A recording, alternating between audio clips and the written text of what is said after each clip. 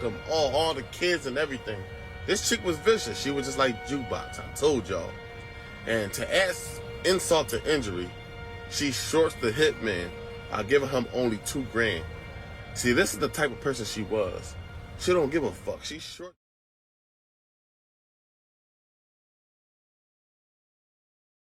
What's going on, people? Tonight we're going to talk about the 5'2", 120 pounds of terror out of the neighborhood Fort Greene in Brooklyn, New York. Brooklyn, stand up. It's been a while. Now, some may hate this little fella right here. Some may love him. See, everyone had their own way to get money. Some dealt with drugs. Some people was into the murder for hire business. Kelvin Martin chose the stick-up kid route. And it's pretty rare for a guy his size. But it's been said he had a big heart. Now, we got OGs in 2022 walking around bragging about getting robbed by this guy. Now, there's millions of stick-up kids old and new. So what's so special about this guy? I think one of the reasons is that we have a famous rapper that calls himself 50 Cent. And people came out like, no, this is the real 50 Cent. And people wanted to hear the story. Curtis Jackson made a song called How to Rob, talked about robbing all the rappers in the industry. The real 50 Cent really was doing that shit. The big famous rap star Houdini would become one of his victims. Now peep the lay. It's kind of blurred, but it looked like he got that MCM on. I could be wrong, but how many chains you think he actually paid for in these pics? If you're an OG watching this, which one of these chains are yours? But all jokes aside, he stayed with gold around his neck. Now, every hustler knew them Jack boys were like unwanted rodents. After they come through once or twice, the third time they would bring friends. Some areas were infested with stick-up kids. The only way to get rid of them is to exterminate them. And he was shot and stabbed numerous occasions. He was shot at Albee Square Mall, so he started to wear a bulletproof vest. That lifestyle he was living wasn't safe. While he was on Rikers, he would see the same faces he was robbing outside. Just like that scene from The Wire. That's exactly what happened. That's exactly how it went. But yeah, he had hands and feet put on him a couple times. He was too small, and he ain't have that 45 or that 357 in there. But it was what it was. Now you see in this picture of him with a bunch of people, you see Eric B. and Rakim.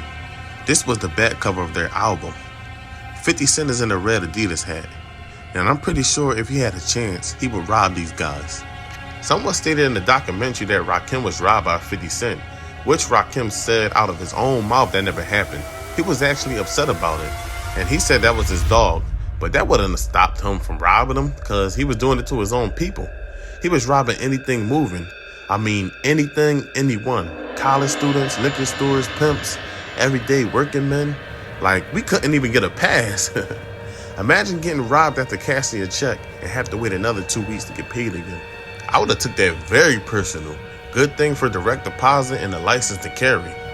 But he will wait outside of these clubs to jam people. He'll take watches and females' designer bags. He once saw a guy walk in the club with a rollie on and told his crew to leave him because he gots to have that.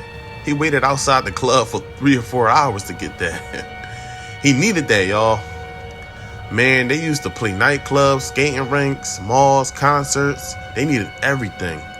Now, it's been alleged that he ran into LL Cool J at a White Castle parking lot and jammed him for his beeper, watch, some cash, and his chain.